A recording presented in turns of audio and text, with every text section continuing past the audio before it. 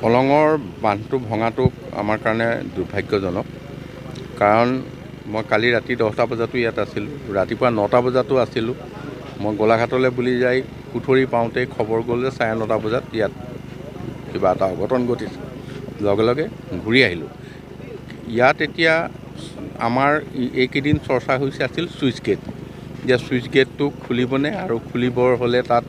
সম্পূৰ্ণ কাৰিকৰী দিশত তেওঁলোক এক্সপাৰ্টে এইটো কি মন্তব্য দিব কিন্তু আমি চুইচ গেটটো সদ্যহতে খোলা নাছিলোঁ আৰু চুইচ গেটত একো ক্ষয়ক্ষতি হোৱা নাছিল কিন্তু মাথাউৰি যোনখিনিতে ভাগিছে সেইটো আগৰ যোৱাবাৰ 17 চনত য'ত ভাগিছে একে ঠাইতে ভাগিছে ইয়াত বোল্ডাৰ পিচিং কৰি গোটেই মাথাউৰিটো খুব শক্তিশালীভাৱে নিৰ্মাণ কৰা হৈছিলে কিন্তু আমি ইয়াত দেখিবলৈ পালোঁ যে কোনো বিশেষ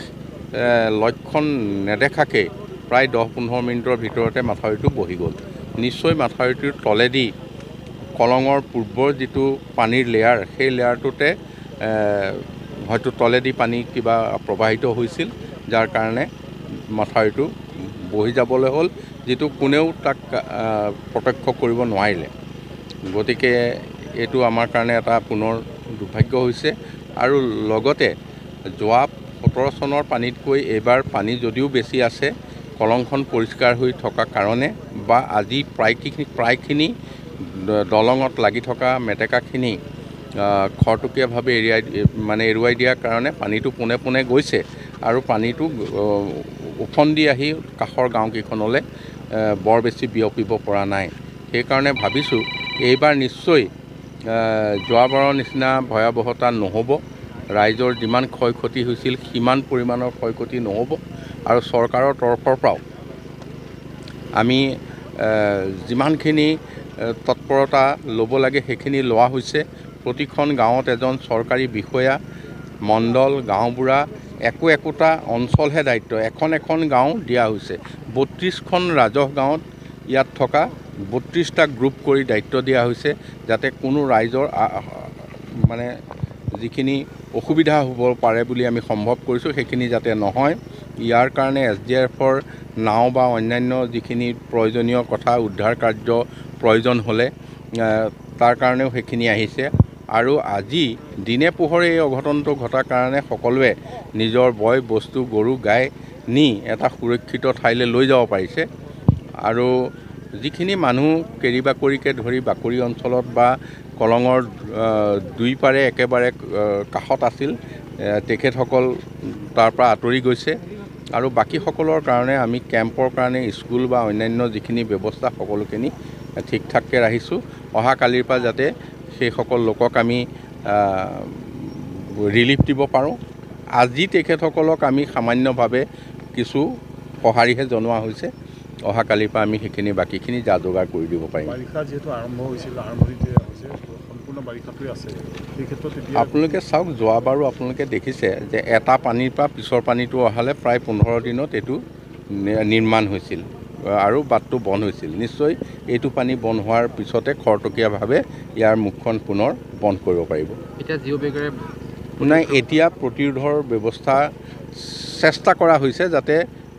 কিছু হ'লেও পানীৰ সোঁতটো কমাই দি যাতে কিছু নিয়ন্ত্ৰণ কৰিব পাৰি এনিভাৰত 24ৰ প্ৰথম প্ৰয়াস জুবিন গাৰ্গৰ গীতৰ প্ৰতিযোগিতা জুবিনৰ গানে কি আনে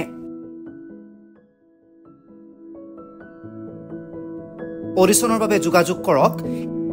8638661821 আৰু 8812831556 নম্বৰত এনিভাৰত 24 উদ্যোগত এটা নতুন সংগীতৰ প্ৰতিযোগিতা আয়োজন কৰা হৈছে য'ত মোৰ গানৰ প্ৰতিযোগিতা হ'ব আপোনালোকে তাত প্ৰতিযোগী হিচাপে আহিবলৈ পাৰিব আৰু মোৰ ফালৰ পৰা আন্তৰিক শুভকামনা জনাইছোঁ আৰু অনুষ্ঠানটোৰ নাম হৈছে গানে কি আনে সকলোকে মৰম জনাইছোঁ সকলোৱে আহক ইয়াত অংশগ্ৰহণ কৰক thank you very much love you ৰব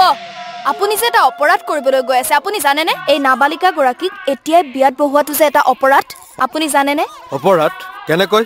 মোৰ ছোৱালী মোৰ কথা তুমি যিয়েই নোকোৱা ভূঞা 18 বছৰৰ তলৰ যিকোনো কন্যা সন্তানৰ বিয়া দিলেই আইনগতভাৱে এক দণ্ডনীয় অপৰাধ বিয়া দিয়াজন যিমান দায়ী বিয়া পতাজনো সমানে দায়ী এতিয়া তাই পঢ়া শুনা কৰাৰ বয়স খেলা ধূলা কৰাৰ বয়স তাইক খেলিবলৈ দিয়ক পঢ়িবলৈ দিয়ক আৰু চাব এদিন আপুনি তাইক লৈ গৌৰৱ অনুভৱ কৰিব পাৰিব এতিয়াই তাইক সংসাৰৰ বোজা দি তাইৰ ভৱিষ্যত জীৱনটো অন্ধকাৰ কৰাৰ অধিকাৰ তোমাৰ জানো আছে মোৰ ভুল হৈ গ'ল মাজনী মোক ক্ষমা কৰিবা শিক্ষা ল'ৰা ছোৱালী উভয়ৰে প্ৰাপ্য আৰু অধিকাৰ আপোনাৰ কন্যা সন্তানক তাইৰ এই প্ৰাপ্যৰ পৰা বঞ্চিত নকৰাব বাল্য বিবাহ ভাৰতীয় আইনৰ দ্বাৰা বিহিত এক দণ্ডনীয় অপৰাধ এনে অপৰাধ কৰি আপোনাৰ কন্যা সন্তানৰ ভৱিষ্যত অন্ধকাৰৰ মাজলৈ ঠেলি নিদিব